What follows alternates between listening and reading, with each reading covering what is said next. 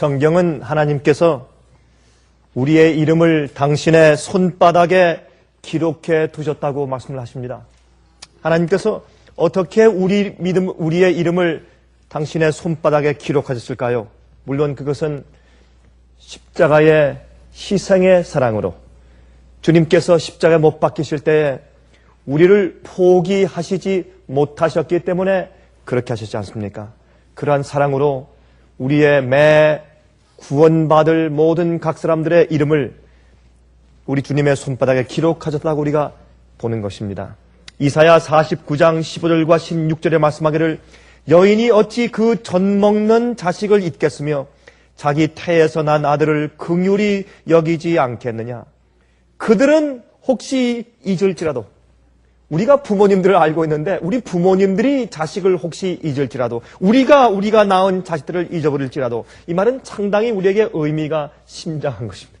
의미심장한 이야기죠. 그렇죠? 그들은 혹시 잊을지라도 나는 너를 잊지 아니할 것이라. 내가 너를 내 손바닥에 새겼고 너의 성벽이 내 앞에 있나니. 그랬습니다. 우리가 어떤 면에서 부족하고 또 어떤 면이 연약하고 하는 모든 우리의 성벽이 주님의 앞에 있다. 그렇게 말씀을 했습니다. 여러분, 시편에 말씀하시기를 주님께서 심판하실 때 그는 애굽에서 났으며 이는 바벨론에서 났으며 이는 여기에서 저는 저기서 났다 하리라 그랬습니다. 주님께서 우리의 모든 처지와 형편과 우리 환경들과 우리의 모든 것을 아시고 감안하시는 주님께 우리가 얼마나 감사해야 될지 모르겠습니다. 가끔 이제 그런 질문을 받습니다. 얼마 전에 한 분이 저에게 전화해서 이렇게 말했습니다. 목사님, 저희 남편이 얼마 전에 돌아가셨습니다. 우리 남편이 어떻게 될까요? 제가 과연 제가 이제 마지막에 가서 제가 주님께서 오실 때 저희 남편을 부활의 날에 만날 수 있을까요? 이제 저희 생애빛 방송을 계속 들으시는 분들은 이제 죽은 사람은 이제 딱 무덤 속에서 잠자다가 주님께서 오실 때 부활의 아침에 그 나팔 소리에 이제 부활할 것을 그들이 다 믿기 때문에 이제 내 남편이 영원히 하늘에 가는 것이 아니라 내 남편이 잠자고 있다가 주님의 나팔 소리에 부활해서 내가 만날 수 있을까요? 라고 질문하는 것입니다. 그때 제가 그런 분들께 제가 자주 답변하는 말 가운데 하나가 무엇이냐면 하나님은 자비로우신 심판주이십니다. 주님은 우리의 형편을 따라서 또한 우리가 받은 빚에 따라서 주님께서 너그럽게 심판하시는 분이십니다.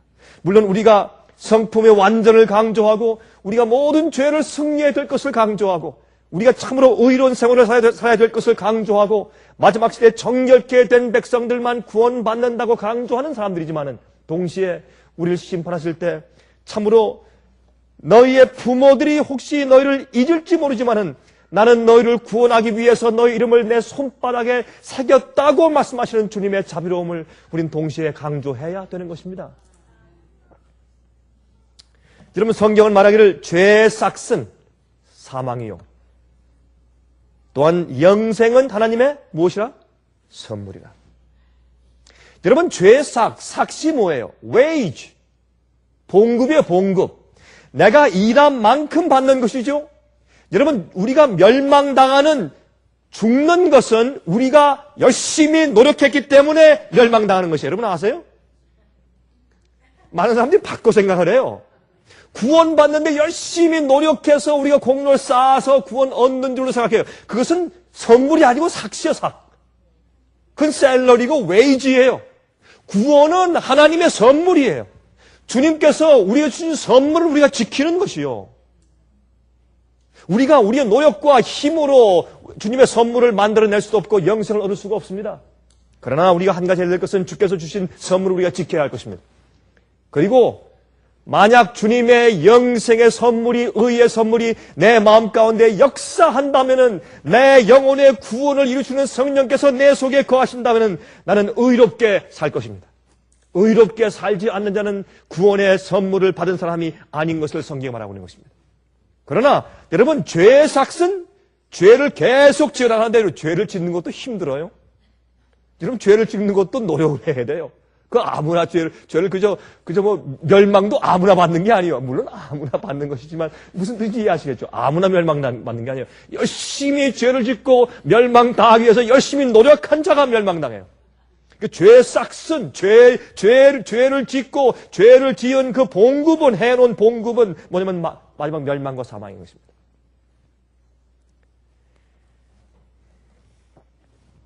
주님께서 우리를 구원하시기 위해서 우리의 이름을 손바닥에까지 기록하시고 자비를 베푸시고 성령을 보내시고 그 다음에 또 영감의 말씀을 주시고 테이프를 주시고 CD를 주시고 DVD를 주시고 월간지를 주시고 성경 공부 과목을 주시고 옆에 형제에게 말씀을 듣게 하시고 예배를 드리게 하시고 교회 가게 하시고 목사들을 주시고 장로를 주시고 이렇게 끊임없이 세상에 있는 예언과 징조를 통해서 경고의 경고를 베푸시는데 그것을 거절하고 마음이 완악해져서 멸망당하는 것은 얼마나 큰 노력이요.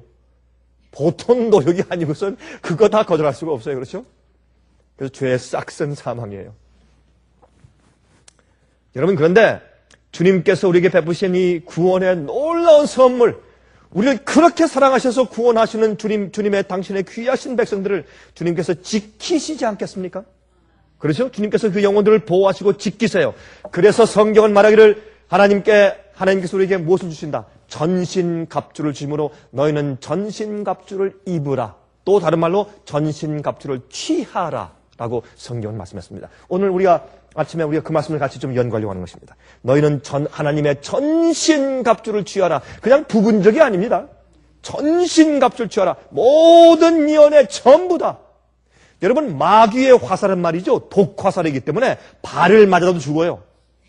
머리에 명중해서 죽는 게 아니라 우리 몸의 어느 부분을 맞아서 죽는 것입니다. 그래서 우리 몸을 전체를 보호하기 위해서 전신갑주를 입으라. Whole armor, 전신갑주를 취하라. 그렇게 말씀을 했습니다. 여러분, 고통을 통해서 낳은 자식을 보호하는 어머니의 정성처럼 그들은 혹시 잊을지라도 나는 너희를 잊지 않는다고 말씀하시는 주님의 사랑이 우리에게 이제 그 주님의 영생의 구원의 은혜를 지키기 위해서 전신갑주를 지키고 취하라고 주님께서 말씀하십니다. 여러분, 인간 부모들은 말이죠. 어떤 때는 속상하면 아유 참 얘는 좀 태어나지 않았으면 좋았을 것. 그런 말 할 수가 있어요. 그런 생각을 할 수가 있어요. 너무 속상하면. 그러나 하나님은 자식이 말이죠. 아무리 우리 자식들이 잘못되고 반역해서 나간다고 할지라도 인간이 타락한 것처럼 이렇게 나빠질 수는 없겠죠. 그렇죠?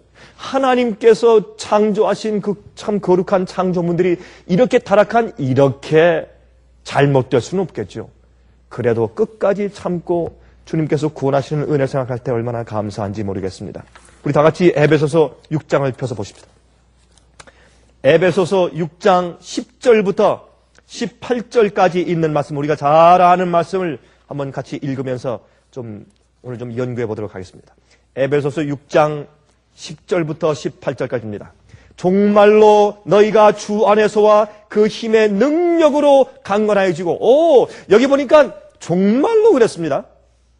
물론 이것은 각 시대 모든 그리스도인들에게 적용되는 것이나 특별히 마지막에 마귀의 괴계와 마귀의 기만과 마귀의 술책이 가장 강력하고 6천년 동안 인간을 기만하고 속이고 넘어뜨려서 멸망시켜 오던 마귀의 기만의 술책이 가장 가장 아주 교묘하게 변화된 그러한 이 마지막 시대 말세에 특별히 하나님의 힘의 능력으로 좀 강해져라.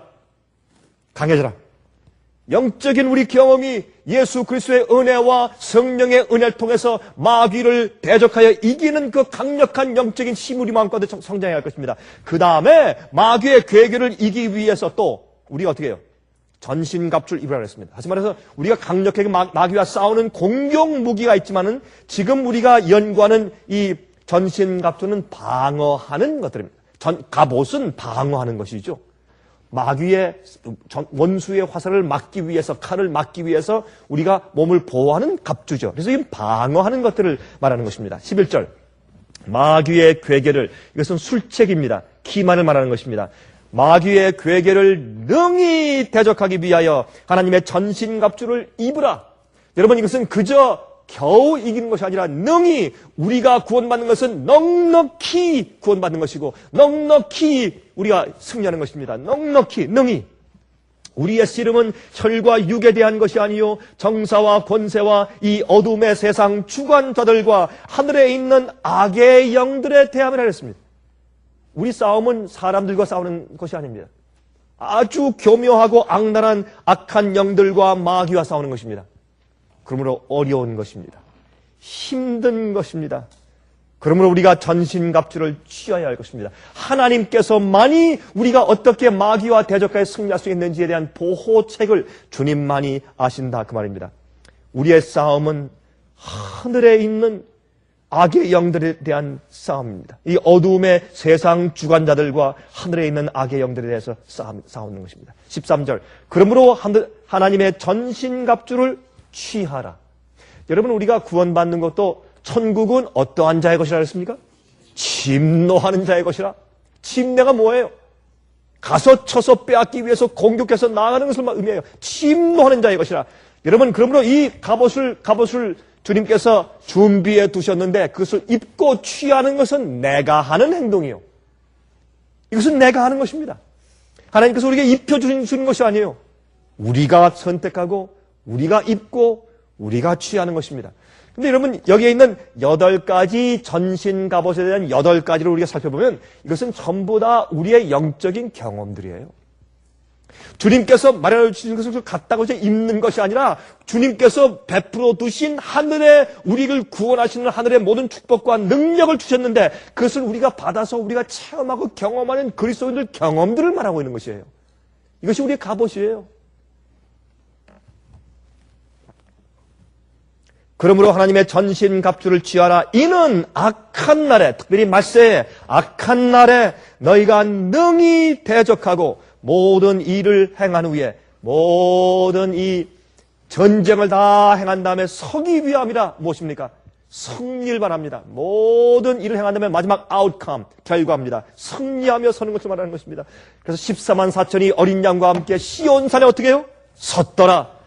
구원받은 헤아릴 수 없이 많은 무리들이 어떻게 해요? 종려나무를 가지고 하늘 유리바닷가에 섰더라 그랬어요. 섰다고 하는 것은 성경에서 말하는 표현으로 승리의 마지막 결과를 말하는 것입니다.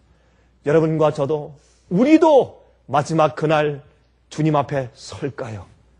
여기 보면 모든 일을 행한 후에 서기 위함이라. 그런즉 서서 이제부터 나옵니다. 이제 전신갑주가 나옵니다. 그런즉 서서 진리로 너희 허리띠를 띠고. 왜 서섭니까? 갑옷을 입기 위해서는 들어 누워서 입을 수가 없어요. 앉아서 입을 수가 없어요. 서야 돼요.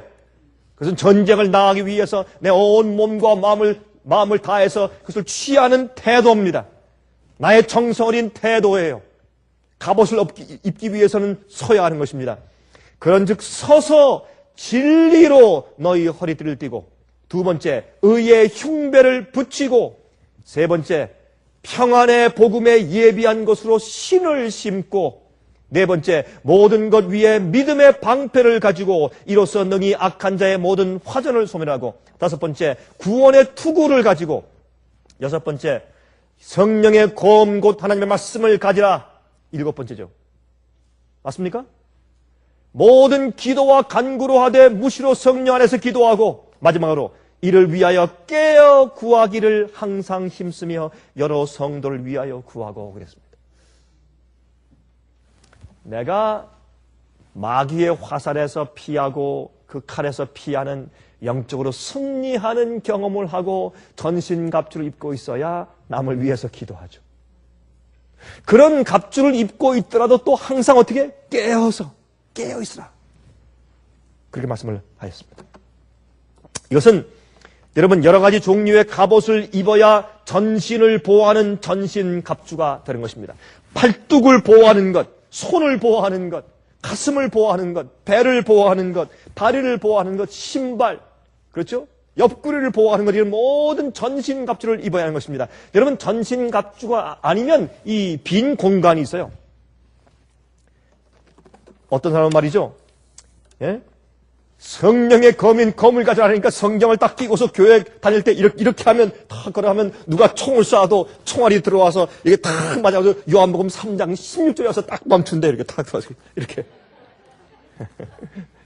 그런 건 말고 정말 이 말씀이 살아 움직여서 나를 변화시키고 말씀이 영적인 떡이 되어서 내 속에 있는 내 성품 자체가 되어버린 말씀을 먹은 상태를 말하는 것이에요. 성령의 검을 갖는 것은. 여러분 여기에 디모데전서 6장 12절과 14절에 말씀하기를 믿음의 선한 싸움을 싸우라 영생을 취하라 이를 위하여 내가 부르심을 입었고 또한 증인 앞에서 선한 증거를 증거하였도다. 우리 주 예수 그리스도 나타났을 때까지 점도 없고 책망받을 것도 없이 이 명령을 지키라 그랬습니다. 우리는 지금 전쟁하고 있고 싸우고 있다고 성경은 말하고 있습니다. 디모데후서 2장 3절에 말씀하기를 내가 그리스도 예수의 좋은 군사로 나와 함께 고난을 받을지니 그랬어요. 나와 함께 고난을 받을지니 주의 좋은 군사로 우리가 전쟁 중에 있는 것을 할 수 있어요. 자, 그럼 우리가 이러한 영적인 투쟁과 그리스도인 전쟁을 하면서 이 마지막 말세에 마귀의 괴계를 대적하고 승리하고 우리를 보호하기 위해서 어떤 전신갑주를 메어야 되는가? 제가 말씀드렸듯이 이것은 우리가 개인적으로 해야 하는 그리스도인의 경험입니다. 영적인 경험입니다. 그것들이 무엇인지 우리 잠깐 좀 우리가 살펴보도록 하십시다. 제일 먼저 진리의 허리띠. 여러분 지금도 마찬가지지만은 여러분 사실 지금은 말이죠. 우리가 바지를 입을 때 지금은 이렇게 엉덩이에서 이렇게 올라가서 허리 부분에 좀 이렇게 움푹 들어가게 이렇게 만들었기 때문에 요즘엔 허리띠를 안 띄고 걸어가도 바지가 잘 흘러내리지가 않습니다. 요즘엔 디자인을 잘했기 때문에. 근데 옛날에는 옷이 그렇지 않아요. 옛날에 옷은 이 두루마기 같은 것이기 때문에 그것을 이렇게 한 다음에 허리띠를 매지 않으면 걸을 수가 없어요. 이거 퍼져나가서 이렇게. 예? 그리고 또 특별히 전쟁할 때 갑옷을 입을 때 말이죠. 모든 갑옷을 입은 다음에 허리띠를 띄어서 묶어야 모든 각자의 갑옷들이 다 하나로 연합되어서 뭉쳐져서 기능을 할 수 있어요. 그래서 우리가 진리의 허리띠를 띠는 것이 가장 중요하다고 말씀하셨어요. 내가 여러 가지 그런 갑옷들, 종류들을 가지고 내 온몸을 전부 다 막기 위해서 전신갑주를 착용했을지라도 그것을 허리띠를 가지고 같이 연합하여 묶어주지 아니하면 그것이 기능을 발휘하잖아요. 내가 의의 흉배를, 털로 된 가슴 흉배를 붙였다고 할지라도 그것이 어떻게 떨어나가 버려요. 그래서 이 허리띠를 띄어야 된다는 것을 진리의 허리띠라고 상징한 것입니다. 여러분 이 사도 바울은 옛날에 로마 군인들에게 잡혀서 여러분 얼마나 감옥 생활을 여러 번 했어요. 특별히 마지막 로마에서 감옥 생활할 때는 항상 거기에서 몇 달 동안 유했죠. 그래서 이제 묶여 있는데 특별히 좀 봐줘서 어떤 한 개인 집에 묶여 있게 했어요. 그래서 이 로마 군인이 항상 옆에 한 사람은 왼쪽에 한 사람은 오른쪽에 항상 지키고 있었습니다. 그 앞에 사람들이 찾아오면 말씀을 전하고 설교하고 그렇게 한 것을 우리가 알 수 있지 않습니까? 그래서 여러분이 이 사도 바울은 로마 군인들의 이 갑옷에 대해서 자세히 보고 알았을 것입니다. 그것을 적용해서 이렇게 설명을 해주고 있는 것입니다. 또 특별히 여러분 그 당시에 로마에서 말이죠. 바울을 지키고 있었던 로마 군인들은 참 축복받은 사람들이에요. 우리가 하늘에 올라가서 많은 사람들 만날 것이에요. 그 사람들은 옆에 가만히 앉아서 아니면 서서 할 수 없이 그 설교를 계속 몇 달 동안 들었을 거 아니에요. 그러니 그 놀라운 바울의 설교를 듣고 개심하고 구원받지 않은 사람이었다면 그건 정말 문제가 있겠죠. 그 놀라운 은혜에 참 주님의 정말 이 돌에 맞고 태장을 맞고 파선당하고 정말 굶고 야수의 공격을 받고 형제들의 모함을 받고 고생한 사도 바울의 말 구절 한마디마다 얼마나 애절하고 간절한 영혼의 생활을 가지고 말씀을 전했을까요? 그 말씀을 들은 군들은 옆에 있다가 그 말씀을 듣고 얼마나 감동을 받았을까요? 그래서 또한 이 바울은 그들의 그 모든 이 갑옷들을 잘 보면서 기억했다가 이 말씀을 또 기록했을 것이 아닙니까? 물론 그때 이전에도 많이 보았겠습니다만은. 여러분, 오늘날 현대인들의 사고방식은 말이죠. 이런 사고방식이에요. 어떤 것을 믿든지 간에 자기에게 맞으면 그만이라. 그러죠? 교복이 요새 별로 없어요. 한국에 가도 교복이 별로 없어요. 전부 다 사복을 하고 막 머리도 막 마음대로 하니까 요새는 고등학생들인지 대학생들인지 어른들인지 알 수가 없어요. 또 진리가 여러 가지다. 그런 사고방식들이 있어요. 요즘엔 어떻습니까? 신부들과 천주교 신부들과 중들이, 불교 중들이 같이 나누어서 설교와 같이 나눠서 예배를 드리고 같이 연합해서 예배 드리는 것이 한국에서 아주 흔한 일들입니다. 요즘에. 참 이상하죠? 또 뭐로 가도 서울만 가면 된다. 이런 사고방식들이 오늘날 현대인들의 사고방식들인데 이러한 사고방식들이 깊이 자리 잡으면서 밑바닥에 깔려있는 가르침이 무엇이냐? 그것이 현대 새세대 운동이에요. 뉴 에이지. 그것은 기독교의 신도 같고 유교의 신도 같고 그다음에 불교의 신도 같고 이슬람교의 신도 같고 힌두교의 신도 같고 하여튼 모종 하늘에 있는 어떤 기운, 어떤 포스에 대해서 하늘이 기도하는 것은 다 같은 마음을 가지고 다 같은 그런 그 종교적인 그런 은혜로 하늘에 상달된다. 그렇게 하는 것이 오늘날 뉴 에이지 운동의 기본 사상 아닙니까? 여러분, 이런 사상이 기독교인들 마음 가운데 얼마나 많이 퍼져 있는지 몰라요. 그러나 성경은 말하기를 성경의 구원에 관한 진리는 한 가지밖에 없다고 말합니다. 그래서 우리의 선조들은 진리를 위해서 전쟁을 해온 것이고 종교 개혁이 있었고 많은 순교자가 있었고 어떤 사람들은 말이죠. 성만찬 예식할 때 그것이 실제로 화채설, 실제로 예수님의 몸과 예수의 피가 되는 것이 아니요 상징요 그것을 주장하고 얘기하다 그거 하나 때문에 목잘려 죽은 사람들이 많이 있었어요. 어떤 사람들은 영을 불멸설과 지옥설에 대해서 연옥에 대해서 잘못됐다고 말하다가 죽은 사람들이 있었어요. 어떤 사람들은 아닙니다. 예수님을 믿는 십자가의 은혜와 믿음으로만 구원받습니다. 라는 말씀을 전하다가 죽었습니다. 어떤 사람들은 교회의 권위보다 성경 권위가 높습니다. 여러 가지 성경에 있는 그 자세한 그런 진리 하나하나 조목조목들마다 개혁하는 사람들이 그 하나, 조목 하나 때문에 목숨을 바쳤어요. 성경 진리와 구원의 도리는 하나밖에 없습니다. 그래서 이사야 8장 20절을 보면 마땅히 율법과 증거의 말씀을 쫓을지니 그들의 말하는 바가 이 말씀에 맞지 아니하면 그들이 정령이 아침 빛을 보지 못하고 그랬어요. 이 성경 말씀과 맞지 아니하면 여기에 있는 영원한 복음과 맞지 아니하면 잘못된 복음 믿으면 예수를 믿고 기도하고 예배드리고 교회에 오지만 그들은 멸망당할 것이요. 제가 지난 시간에 말씀드렸지만은 의인의 기도가 간구하는 힘이 크다 그랬어요.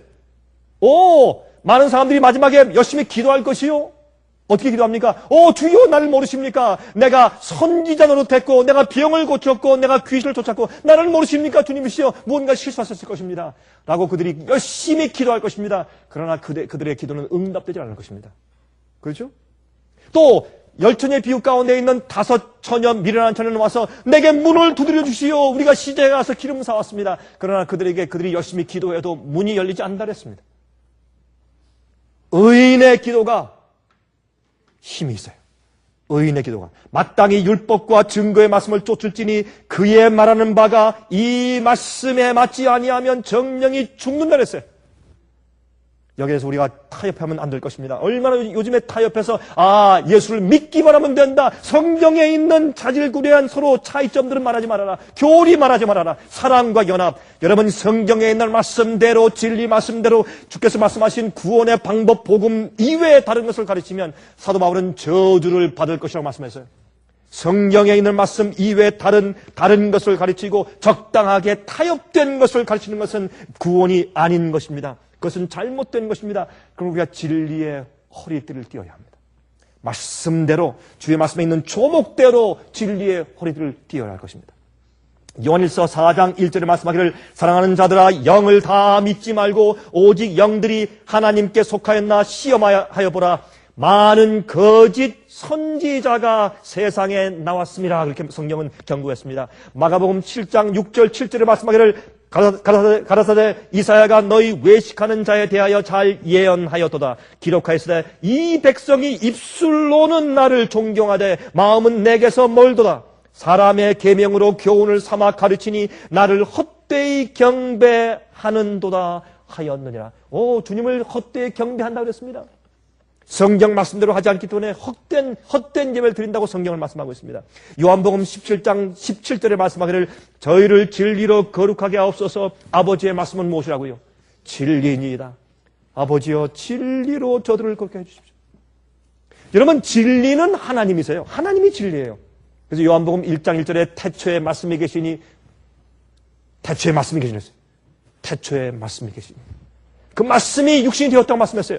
예수님이 진리요. 진리가 빠진 예수님을 우리가 이해할 수 없어요. 성경 말씀에 있는 조목적인 진리는 하나님이 어떤 분이시다는 것을 우리가 알려주고, 우리 죄인이 어떤 존재고 우리가 어떻게 구원받는가 하는 것을 알려주는 것이 성경 진리예요. 그 진리에 맞지 않으면 안 됩니다. 그 진리가 하나님이 어떠한 분이시다라는 것을 가르쳐주는 진리가, 주님께서 우리에게 보여주신 구원의 도리가, 성경에 말씀하신 하나님의 성품과 주님에 대해서 설명해준 모든 말씀들, 하나하나 진리들이 우리를 거룩하게 합니다. 어떻게 해요? 세상에서 분리시켜주는 것이에요. 그것이 거룩이요. 세상의 죄에서 분리시키고, 우상에서 분리시키고, 오류에서 분리시키고, 잘못된 사고방식에서 분리시키고, 우리가 잘못된 사고방식을 가지고 있으면 죄에 빠져요. 죄와 유혹에 약해져요. 또 죄에 대해서 문을 열어줍니다. 성화를 방해해요. 잘못된 성화의 가르침을 믿고 있으면 성화가 중단돼요. 잘못된 믿음의 의를 이해하면 그 잘못된 복음을 가지고 엉뚱한 생활을 살고 있어요. 엉뚱하게 자기가 잘못되어 있으면서 잘 돼 있다고 착각하면서 거짓 평안 가운데 살게 돼 있어요. 그러므로 진리의 허리띠를 띠라고 말씀을 하는 것입니다. 이것이 우리가 반드시 제일 먼저 경험해야 할 전신갑주의 그리스도인의 경험인 것입니다. 그래서 계시록 18장 4절에 말씀하기를 또 내가 들으니 하늘로서 다른 음성이 나서 가로되 내 백성아 거기서 나와 그의 죄에 참여하지 말고 그의 받을 재앙들을 받지 말라고 말씀했어요. 나오라. 왜 그랬습니까? 잘못된 가르침이 있기 때문에 나오라고 한 것입니다. 여러분, 저는 설교할 때 사실은 이 카메라 렌즈를 통해서, 비디오나 아니면 인터넷을 통해서 저희 말씀을 듣는 많은 사람들이 밖에 있는 것을 제가 감안하지 않을 수가 없어요. 저는 편지로, 이메일로, 전화로 직접 만나서 많은 사람들이 그런 말씀 듣습니다. 목사님은 저희를 모르시지만 저는 목사님을 매 주마다 뵙습니다. 저는 제만 근데 큰 부담이 있어요. 여러분들이시여, 기억하십시오. 성경 말씀대로 사십시오. 말씀대로 살지 않는 자들은 앞으로 큰 화를 당할 것이고 큰 후회할 일이 생길 것입니다. 우리 두 번째로 가기 전에 우리 하나만 더 하십시다.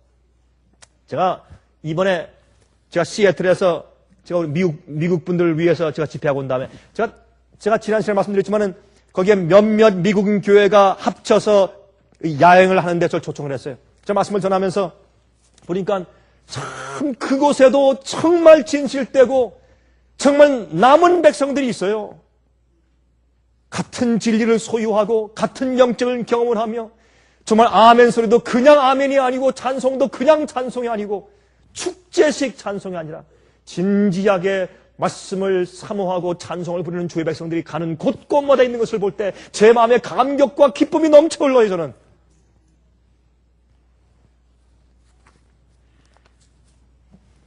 제가 그 집회를 끝나고 제가 거기서 오는 도중에 비행기에서 제가 이 Forbes 그 매거진을 제가 한번 좀 읽었습니다. 여러분 Forbes 매거진 아시죠?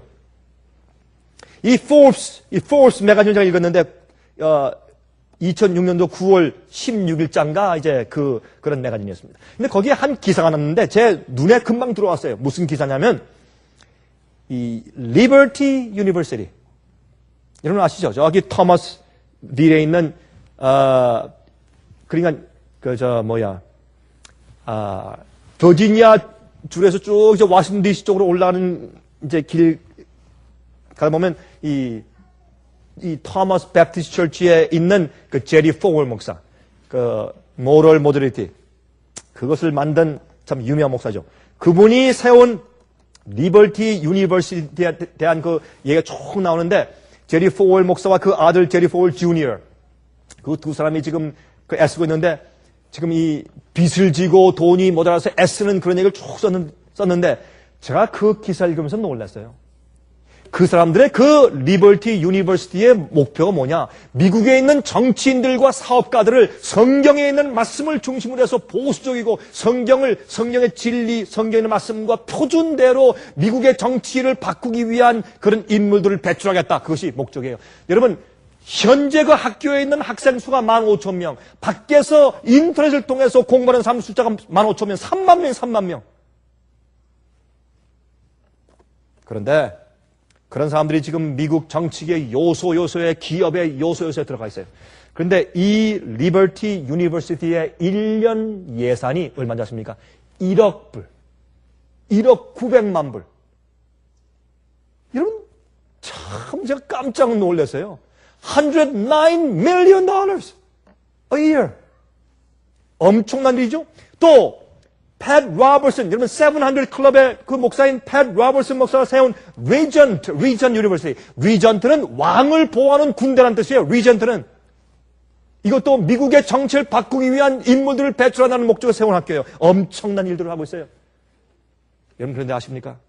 진짜 중요한 것은 여러분 아무리 많은 그런 수십만 명의 수백만 명의 그런 군인들을 배출해낸다고 할지라도 진리가 없으면 진리의 허리띠를 띠지 아니하면 아무 소용이 없어요.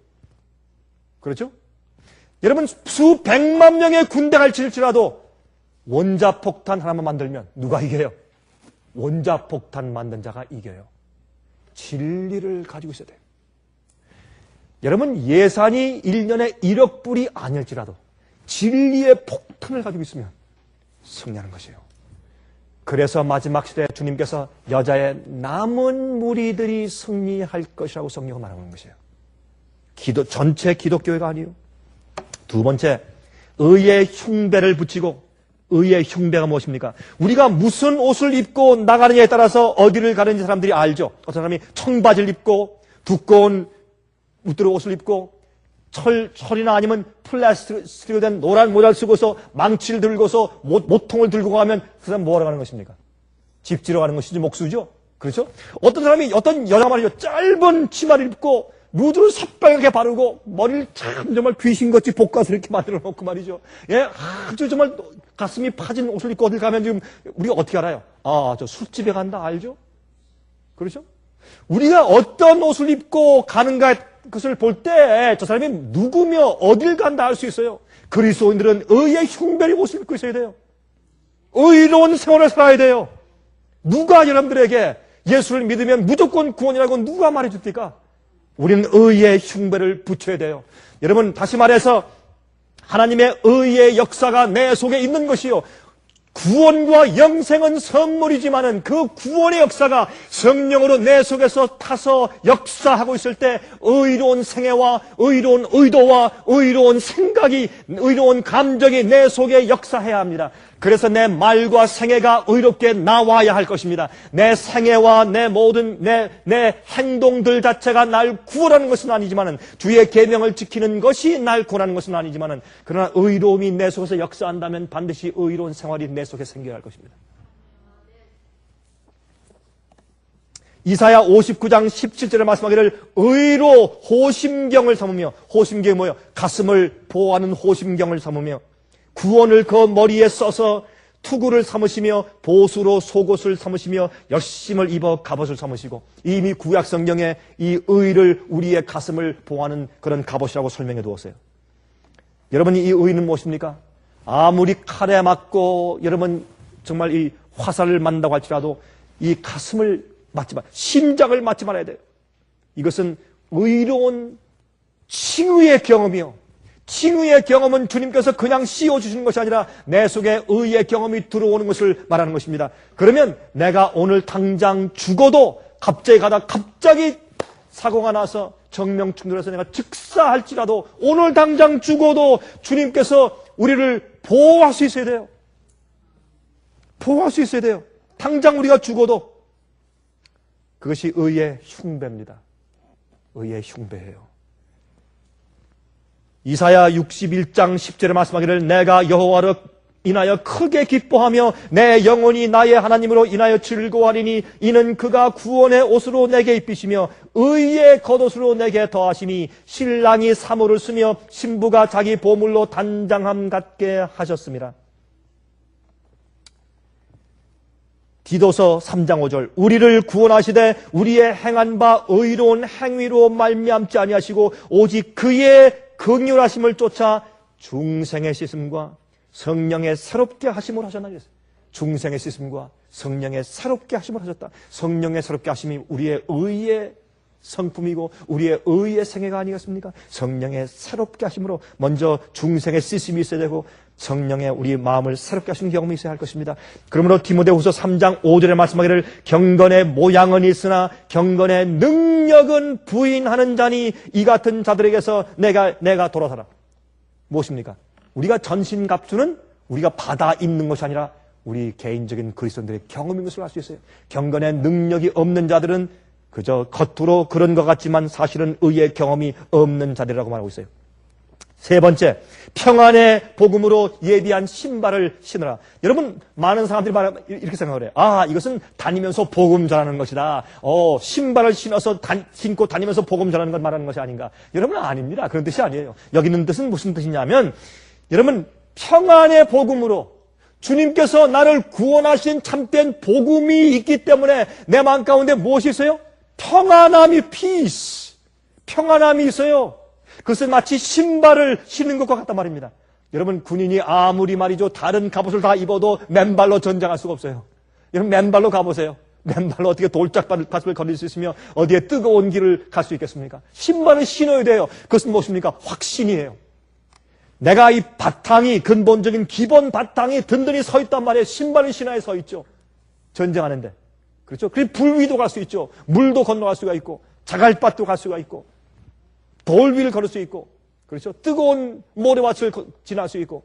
이것은 무엇이냐면 주님께서 우리에게 은혜를 주신 내가 너를 구원했노라 하는 복음으로 인해서 내 마음 가운데 구원의 확증을 가지고 구원의 복음의 은혜와 평안이 있기 때문에 복음 때문에 내 마음이 평안해요. 내가 오늘 당장 죽더라도 무슨 일이 생겨도 나는 주님의 손 안에 있다. 주님이 나를 보호하시고 하는 그 확신이 내 마음 가운데 있을 때 마치 그것은 신발을 신은 것과 같다고 말이에요. 우리가 어딘지 갈 수 있어요. 걸을 수 있습니다. 확신을 말합니다. 믿음이 없이는 우리가 아무 일도 할 수 없습니다. 우리가 눈에 보는 것을 따라 걷지 아니하고 믿음으로 행한다고 말씀을 했어요. 그래서 이것은 단단한 반석과 같은 것입니다. 여러분, 우리가 신앙생활할 때 우리를 가장 연약하게 만들고 넘어뜨리는 것은 뭐예요? 의심의 의심. 의심은 낙심케 만들죠? 그렇죠? 여러분이 우리가 의심이 들어오면 그냥 곤두박질해요. 의심이 들어오면. 우리가 어려움이 생기고 환난이 올 때마다 주님께서 살아계신가? 아니면 주님이 나를 사랑하시는가? 나를 돌보시는가? 의심이 들어오면 우리가 금방 쓰러지는 것을 알 수 있어요. 그래서 우리가 평안의 복음에 예비한 신발을 신어야 할 것입니다. 네 번째, 믿음의 방패를 가져야 해서 믿음의 방패. 여러분, 믿음의 방패인데 왜 믿음의 방패가 필요한가 하면 갑옷을 다 입은 다음에 방패가 있는데 옛날에 방패는 나무로 만들어서 나무 위에 가죽을 입혔어요.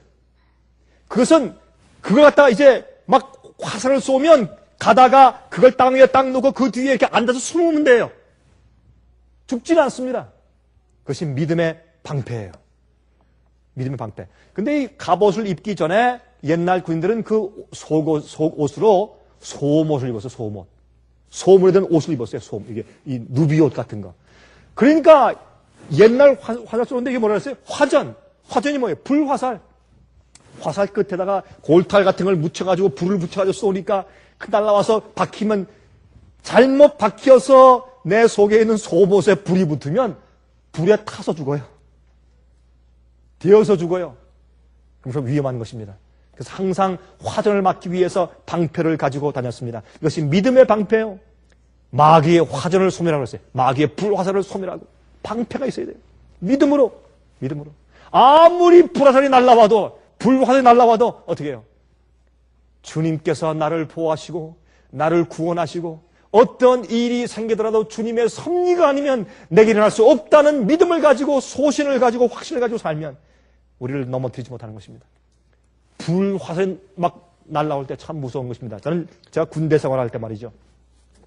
군대 생활할 때 제가 이 대학생들이 데모하는데 할 수 없이 파견돼서 나가본 적이 있어요. 무서워요. 이 대학생들이 말이죠. 그 당시에 옛날 쑥돌 같은 걸 이렇게 여학생들은 말이죠. 치마에 그것을 수북이 쌓아가지고 다 날라와서 연병장에 이렇게 쌓아놓으면 남학생들은 그걸 갖다 던져요. 군인들을 향해서. 또 경찰에 향해서 던져요. 여러분 옛날에 데모할 때 지금도 그런지 모르지만 옛날에 지금은 긴 쇠 방망이 같은 거나 그러면 이거 휘발유병에 갖다 그냥 그걸 뭐라 그러죠? 그걸? 예? 화염병 던지면서 막 하지만 옛날에 말이죠. 돌 던지면서 했어요. 무서웠어요. 근데 한 번에 이제 갔는데 우리가 철모 쓰고 다 이제 정말 완전 군장을 하고 갔지만은 한 번은 제가 하늘을 보니까 새카매요. 비가 오는데 주먹만한 그냥 돌들이 막 떨어지는데 정신이 없어요. 생각했어요. 제가 그때 제가 에베소 6장을 생각했어요. 만약 저것이 화전이라면 불화살 같으면 참 무서웠겠다. 불화살이 막 밤에 막 떨어지면 얼마나 무서웠겠어요. 그래서 우리가 방패가 필요해요. 마귀는 말이죠. 우리의 약점과 허점을 알아요. 어떤 땐 여러분 그런 경험 와서 어떤 땐 말이죠. 한 번 시험이 오면 시험이 한꺼번에 여러 개가 한꺼번에 같이 오는 것 같아요. 그렇죠? 그럴 때 무엇이 필요합니까? 예? 주님께서 우리의 이름을 십자가의 사랑으로 당신의 손바닥에 기록하셨는데 나를 잊지 아니하시고 내게 일어나는 모든 일은 합력하여 무엇을 이룰 것이다? 선을 이룰 것이다. 주님을 믿고 주 앞에 굴복한 자들에게는 결단코 이 세상에 일어나는 일들이 우연은 없습니다. 모든 것은 주님의 섭리입니다. 여러분 기억하세요? 흔히 우리가 이런 말을 합니다. 이번 주에 제가 한 그리스도인이 만났는데 그 그리스도인이 다시 또 그런 얘기를 하더라고요. 우리가 이 세상에서 고통을 당한다. 왜 그런 줄 아십니까?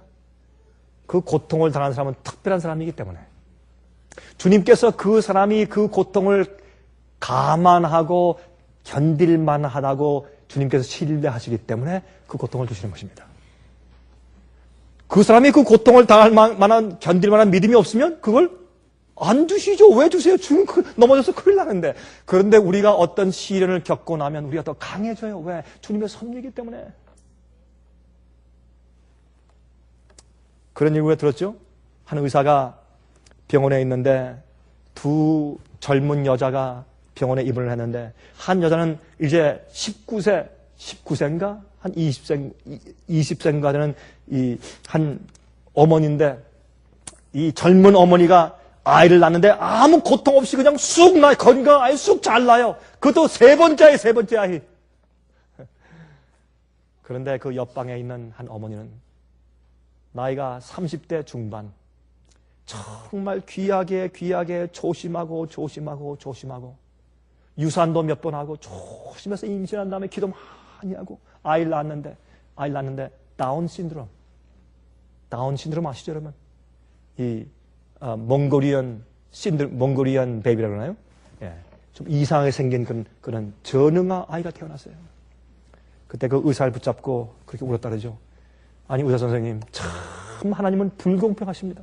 옆방에 있는 그렇게 술 먹고 담배 피고 방탕하는 저 여자는 그저 세 번째 아이도 그저 건강하게 쑥 잘났는데 나는 주님 뜻대로 살려고 이렇게 애를 쓰는데 첫 번째 아이인데 어떻게 이런 아이를 주십니까?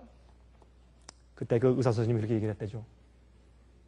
자매님, 이런 아이는 자매님처럼 사랑이 많고 또 참 자비가 많고 잘 돌보는 그런 참 교육받은 그런 어머니가 아니면 안 되기 때문에 이런 다운 신드롬 이런 아이를 갖다가 옆에 있는 그런 어머니처럼 그렇게 아무한테나 맡겨놓으면 구박받아서 살 수 있겠습니까? 그래서 이런 아이들은 바로 부인같이 그렇게 정말 사랑 있고 정말 정성 있는 어머니로 준비된 자에게 맡겨야 되지 않겠소? 그러므로 당신은 특별한 어머니이기 때문에 하나님께서 이런 아이를 당신에게 맡긴 것이요. 참 감동적인 얘기죠. 여러분이시여, 그러므로 우린 믿음의 방패를 가져야 돼요. 마귀가 어떻게 무슨 화살을 쏴서 우리의 허점을 향해서 쏘든지 우리가 막을 수 있는 믿음을 가지고 걸어야 할 것입니다.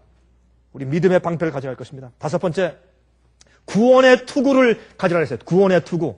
구원의 투구는 무엇입니까? 우리 머리에 아주 이 관통하는 화살을 맞지 말아야 돼요. 또 이 창이나 또한 칼로 쳐도 머리는 막아야 돼요. 심지어 말이죠, 야구 선수들도 머리를 막기 위해서 투구를 써요. 심지어 풋볼 선수들도 머리를 상하지 않게 해서 투구를 써요. 그리스도인들은 하물며 투구를 안 써야 되겠습니까? 투구를? 무슨 투구요? 구원의 투구. 무엇입니까? 주님께서 우리를 구원하신 투구. 당장 내가 오늘 죽어도, 절명해도 우리가 영원히 구원받는 확신을 가진 구원의 투구를 가질 것이에요. 그 구원의 경험이 무엇입니까? 디도서 2장 11절부터 13절인데 모든 사람에게 구원을 주시는 하나님의 은혜가 나타나. 이것이 투구예요. 구원을 주시는 은혜가 투구예요. 이것은 우리가 받는 경험이에요. 예수께서 십자가에서 2000년 전에 날 위해 십자가 돌아가셔서 구원을 주셨다. 받았다. 감사다. 아멘이 아니고 주님께서 구원을 주시는 하나님의 은혜가 우리에게 나타날 때 우리가 그것을 취해야 될 것이요. 그 은혜를 받아서 은혜를 경험하는 것이 구원의 투구를 쓰는 것입니다. 모든 사람에게 구원을 주시는 하나님의 은혜가 나타나 우리를 양육하시되 경건치 않은 것과 이 세상 정욕을 다 버리고 근신함과 의로움과 경건함으로 이 세상에 살고 복스러운 소망과 우리의 크신 하나님 구주 예수 그리스도의 영광이 나타나심을 기다리게 하셨으니 이것이 무엇입니까? 주님께서 오실 때까지 구원의 투구를 쓰고 사는 경험이 아닙니까? 우리 세상의 모든 정욕을 버리고 근신함과 의로움과 경건함으로 세상에 살 수 있게 만들어주는 것이 성령의 은혜입니다. 그것이 구원의 투구입니다. 이것을 받아가지고 쓰는 것이 그리스도인들의 경험인 것입니다. 또 여섯 번째, 성령의 검 곧 말씀을 가지라 했습니다. 성령의 검 곧 말씀을 가지라. 여기 가운데 한 가지 공격력, 우리를 보호하는 방어지만은 동시에 공격도 할 수 있는 칼이 있어요. 칼은요, 상대방이 칠 때 막을 수 있는 것도 있지만 또 공격할 수도 있어요. 그렇죠? 그것이 무엇입니까? 주의 말씀이에요. 여러분, 우리가 남을 공격할 때, 우리를 칠 때, 우리가 공격할 때 주의 말씀으로만 공격할 수 있어요. 그것만 우리가 그리스도인들이 공격할 수 있는 것이지 다른 공격을 할 수가 없어요. 우리가 자신을 옹호하더라도 말씀으로만 가능해요. 히브리 4장 12절을 하나님의 말씀은 살았고 운동력이 있어 좌우에 나선 어떤 검보다 예리하여 혼과 영과 관절과 골수를 찔러 쪼개기까지 하며 또 마음의 생각과 뜻을 감찰하나니 그랬어요. 주의 살아있는 말씀으로 내 자신에 있는 골수를 찔러 쪼개서 죄와 우상을 잘라버리고 또한 마귀의 모든 오류의 화살이 올 때 그것을 말씀으로 진리로 쳐서 우리가 방어하고 성령의 검을 우리가 가져야 할 것입니다. 주의 말씀대로 해야 될 것입니다. 성경 기록된 대로 이해하고 살아야 할 것입니다. 일곱 번째, 성령 안에서 기도해야 합니다. 성령 안에서 기도하라. 히브리 8장 26절, 27절 이와 같이 성령도 로마서입니다. 이와 같이 성령도 우리 연약함을 도우시나니 우리가 마땅히 빌 바를 알지 못하나 오직 성령이 말할 수 없는 탄식으로 우리를 위하여 친히 간구하시느니라. 마음을 감찰하시는 이가 성령의 생각을 아시나니 이는 성령이 하나님의 뜻대로 성도를 위하여 간구하심이니라. 제가요, 위험에 처할 때 위급한 상황에 처하니까 기도가 안 돼요. 제가 중국에서 거의 잡힐 뻔한 그런 위급한 상황에 처했을 때 기도할 때 주여, 그저 주여 하는 것만, 그저 한마디밖에 안 나요. 기도가 안 나요. 무슨 기도할지 기도가 안 나요. 생각이 안 나요. 주여, 주님, 그밖에 생각이 안 나요. 제가 붙잡혀서 그저 쫓겨나면 그저 한 5,000불 벌금 내고 쫓겨나겠죠.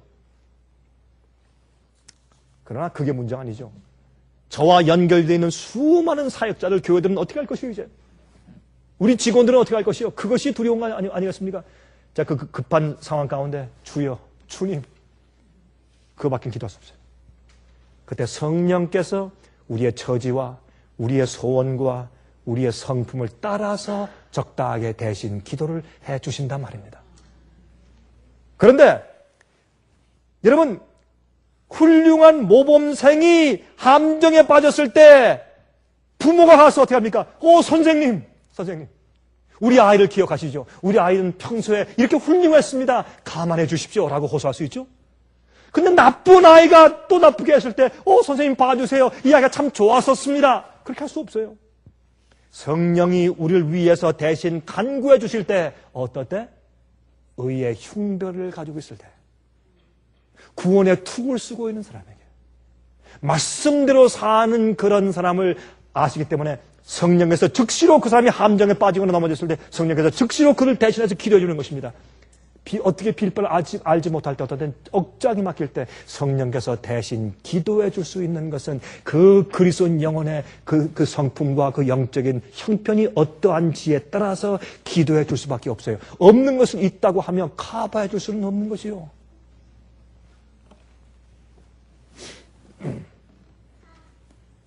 그래서 데살로니가전서 5장 17절에 말씀하기를 쉬지 말고 기도하라. 여러분, 우리가 어떻게 쉬지 말고 기도해요? 항상 기도할 수 있어요. 설거지하는데 어떻게 기도하고, 우리 마음으로 기도할 수 있죠. 공부하는데 기도하고, 어떻게 일하는데 어떻게 기도할 수 있냐 말이에요. 이것은 이런 뜻이에요.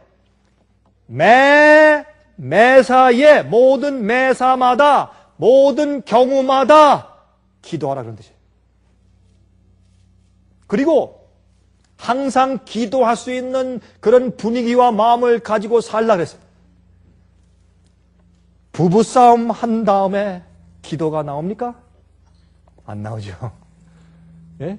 형제와 한바탕 그냥 말다툼을 한 다음에 기도가 나오던가요? 안 나오죠. 우리 마음 가운데 남을 향한 증오심이 생겼을 때 기도가 나오던가요? 안 나오죠. 쉬지 말고 기도하는 것은 항상 머리를 하늘로 향할 때 기도할 수 있는 마음가짐을 가지고 살라고 말입니다. 매사의 모든 경우마다 기도하라, 그런 뜻입니다. 여덟 번째 마지막, 항상 깨어있으라. 항상 깨어있으라. 누가복음 21장 34절부터 36절입니다. 너희는 스스로 조심하라. 그렇지 않으면 방탕함과 술취함과 생활의 염려로 마음이 둔하여지고 뜻밖의 갑자기 그 날이 덫과 같이 너에게 임하리라. 이 날은 온 지구상에 거하는 모든 사람에게 임하리라. 이러므로 너희는 장차 올 이 모든 일을 능히 피하고 인자 앞에 서도록 항상 기도하며 깨어있으라 하시니라. 우리가 깨어있어야 합니다. 여러분, 우리가 어떻게 해야 깨어있습니까? 졸음이 올 때 어떻게 합니까? 꼬집죠. 졸음이 올 때 어떻게 합니까? 찬물을 마시죠. 졸음이 올 때 어떻게 합니까? 일어나서 걷죠. 깨어있는 것은 활동하는 것입니다. 깨어있는 것은 일어나는 세상의 모든 예언 성취를 보는 것입니다. 연구하는 것입니다. 남을 위해 활동하고 영혼을 위해서 기도하고 편지를 쓰고 얘기해서 가르치고 하는 것입니다. 깨어있는 것은 일하는 것입니다. 활동하는 것입니다. 그러므로 이런 8가지의 하나님의 전신갑주를 생각해 보니까 이것은 무엇입니까? 이것은 그냥 주님께서 주시는 것이 아니라 우리 그리스도인들이 취하는 개인적인 우리의 그리스도인 경험들이에요.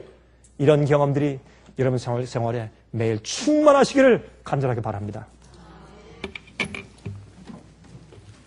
자비하신 하늘에 계신 우리 아버지, 오늘 우리에게 가르치신 말씀대로 주께서 우리에게 장만하여 베푸신 전신갑주를 우리가 취하여 경험하기를 간절히 소원합니다. 저희를 도와주시옵소서. 영적인 필요를 간절히 느끼게 하시며 의에 굶주리게 하셔서 이러한 8가지 경험들이 항상 우리 속에 있도록 하시고 우리를 구원하시는 성령의 은혜 경험이 항상 저희 속에 역사해 주시옵소서. 살아계신 예수 그리스도의 귀하신 이름을 의지해서 간절하게 기도합니다. 아멘. 은혜 많이 받으셨습니까? 지금까지 들으신 이 생예빛 예배설교는 간절한 마음으로 진리를 찾는 분들과 정직한 양심으로 말씀을 받아들이고 언제나 진실이 무엇인지를 생각하는 그리스도인들을 위한 말씀입니다. 주변 가족들이나 친지들 중에 말씀을 사모하고 순결한 신앙을 갖기 소원하는 분들이 계시면 생예빛 예배설교 테이프를 소개해 주시기 바랍니다.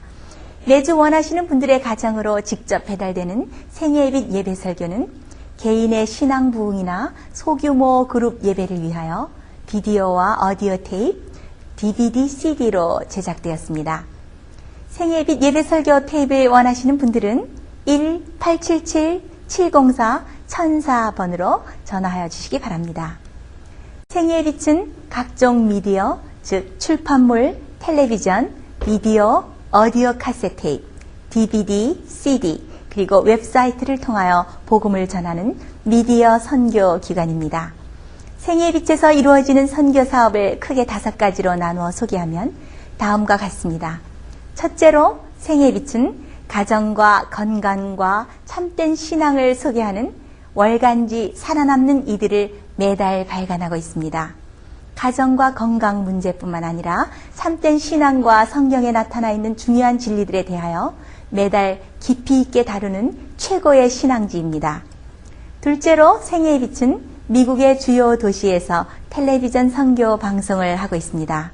많은 분들은 생애의 빛 선교 방송을 통하여 복음을 발견하고 새로운 생애를 살아가고 있습니다. 셋째로 생애의 빛에서는 우편 통신을 통하여 평신도들의 성경 연구를 도와드리는 성경통신학교를 운영하고 있습니다.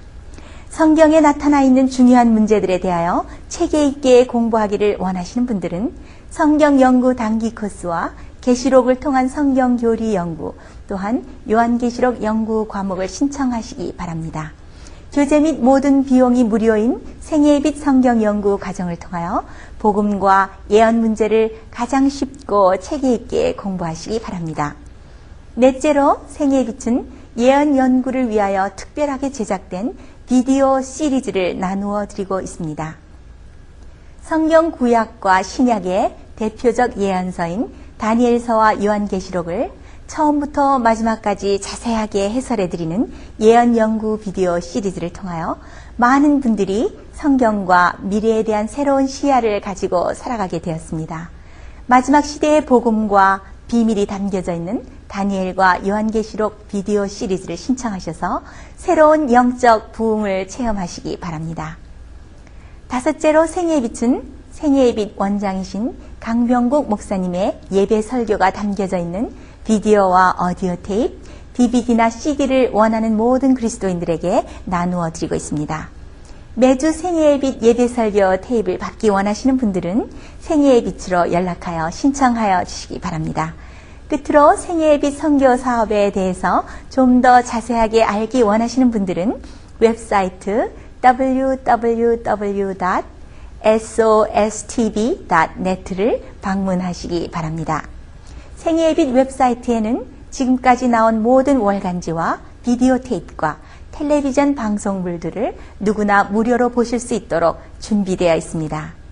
지금까지 소개해드린 생애의 빛 선교 교재들 중에서 원하시는 책자나 테이프 있으시면 무료 전화 1877-704-1004번으로 신청하여 주시기 바랍니다. 미국 동부 시간으로 월요일부터 금요일까지 9시에서 5시 사이에 전화해 주시기 바랍니다. 그럼 다음 시간까지 안녕히 계십시오.